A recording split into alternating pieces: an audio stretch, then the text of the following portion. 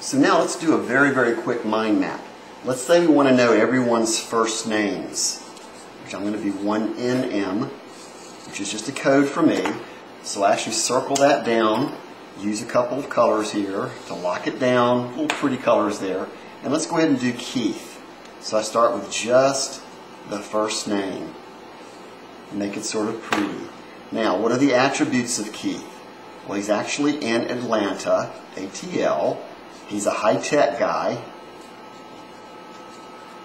He's got a wife and 2 kids. I could do WF, which is not white female. It's I just thought about that. He's got a wife plus 2K, which to me tells me 2 kids. He's been doing designing computers for a long time. He's actually a system designer. Okay. He has, let's see, he's currently, he grew up, and I'm going to put grew, in North Carolina. This is where I grew up. I went to NC State, and actually all I have to do here is key in STATE, and that tells me a couple of things. It tells me, actually I could put CS, which is computer science.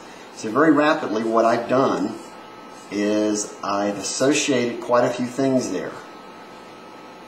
Now the process of doing this on paper with different colors and hooking them all together actually locks it in my brain for something I'm going to remember later on. For example, if I want to remember Keith's first name, and I forgot my own name, haha, all I have to do is remember something about that person, particularly, oh, he's the high-tech guy.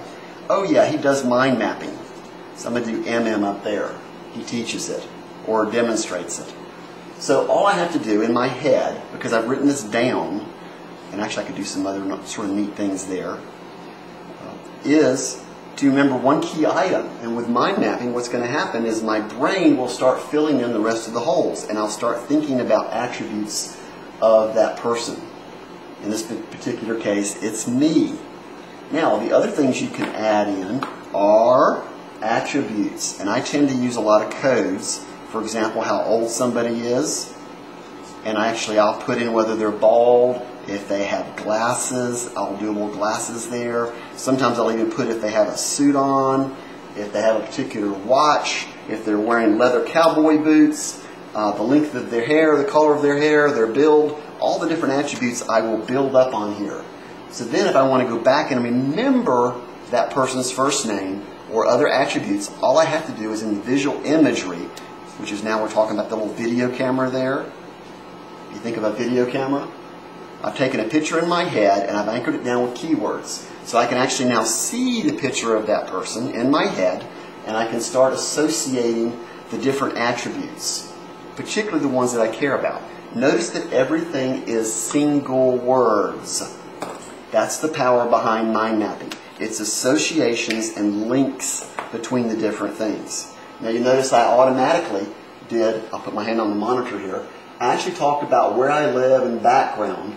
So this is actually more like who I am history-wise. These are more current attributes, and this might be something that he's really interested in. So as you notice, we can start branching out on that. Now to finish up this picture, what I would do is once I did everybody else around the table, I would turn around and start coloring this in and making it very colorful and artistic. And I'd actually probably start adding more particular images. Like high-tech, I probably would use a computer. A wife, I probably would do a little stick figure of a woman. 2 kids, I'd have 2 smaller infant kids. Systems design, who knows, maybe a computer printout. North Carolina, I probably would do the shape of the state here.